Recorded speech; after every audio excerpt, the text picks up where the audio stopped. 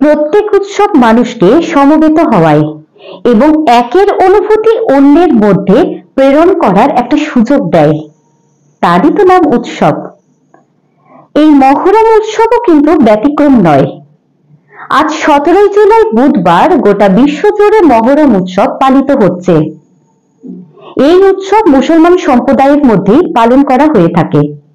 তবে বর্তমানে মুসলমান সম্প্রদায় ছাড়াও অন্যান্য সম্প্রদায়ের মানুষেরাও সামিল হয়, হয়তো সরাসরি তারা অংশগ্রহণ করে না।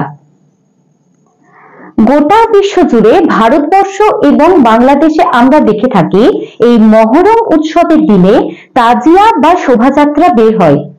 এর কারণ কি? আচ্ছা, সত্যি কি মহরম উৎসব দুঃখের না আনন্দের? এর পিছনে আসল রহস্যটা কি? এই সব কিছু আপনাদের কৌতূহলের উত্তর নিয়ে আজকে আমি হাজির হয়েছি আপনাদের সাথে। মহরমের এই পবিত্র মাসটা ইসলামিক ক্যালেন্ডারে হিজরি মাস বা আল্লাহর দিন। আল্লাহ কর্তৃক পবিত্র হিসেবে নির্ধারিত মহরমের দিনটি শুধুই মাত্র কিন্তু পবিত্র মাস নয়, এটি সমগ্র মুসলমান সম্প্রদায়ের মধ্যে নববর্ষের প্রথম দিন হিসেবে পালন করা হয়ে থাকে। আপনাদের আগেও বলেছি যে এই দিনটি কিন্তু শুধুমাত্র যে দুই সম্প্রদায় আগেই পালন করে এইভাবে নয়, কিন্তু কারণ এখানে সুন্নি এবং শিয়া এই দুটি সম্প্রদায় রয়েছে।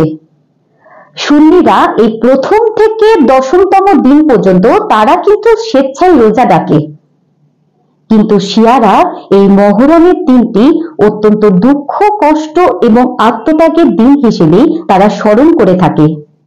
ইসলামিক ক্যালেন্ডারের 61তম বর্ষে কারবালার যুদ্ধ সংগঠিত হয়েছিল, তা ঠিক নবী মুহাম্মদের ইন্তেকালের 50 বছর পরে। এই দিন হোসেন ইবনে আলীর শিরচ্ছেদ করা হয় ইয়াজিদের সেনাবাহিনীর দ্বারা। সে এক মর্মান্তিক ঘটনা। তার সেই মর্মান্তিক মৃত্যুর দিন থেকে এই দিন প্রতি বছর মহরম উৎসব হিসেবে পালন করা হয়। এই দিনটি শিয়াদের কাছে অত্যন্ত দুঃখ, কষ্ট এবং আত্মত্যাগের দিন। তাই তারা মসজিদে গিয়ে এই দিন কালো জামা পরে তারা বিশেষ প্রার্থনা সভায় যোগদান করে। শুধু তাই নয়, আপনাদের আগেও বলেছি যে বাংলাদেশ এবং ভারতবর্ষে তাজিয়া বা শোভাযাত্রা বের করা হয়। তার কারণ একটাই, এই শহীদদের দুঃখ, কষ্ট এবং আত্মত্যাগের দিন হিসেবে স্মরণ করার জন্যই শিয়ারা এই দিন খালি পায়ে তারা এই শোভাযাত্রা বের করে এবং মুখে স্লোগান করতে থাকে। ইমাম তিনি যতক্ষণ না রক্তক্ষরণ হচ্ছে ততক্ষণ বুকে চাবুক চালাতে থাকে, একটাই কারণ, শুধুমাত্র হোসেনের এই কষ্টের জন্য, এই কষ্টের দিনটা স্মরণ করার জন্য।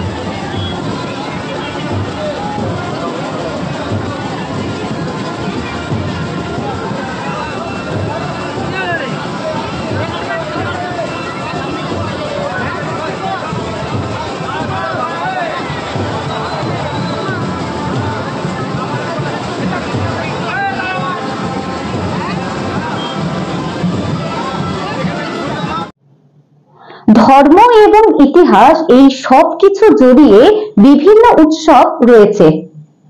তাদের মধ্যে মহরম কিন্তু একটা উৎসব, সেরকমই কষ্টের এবং শোকের, হোক না শোকের উৎসব।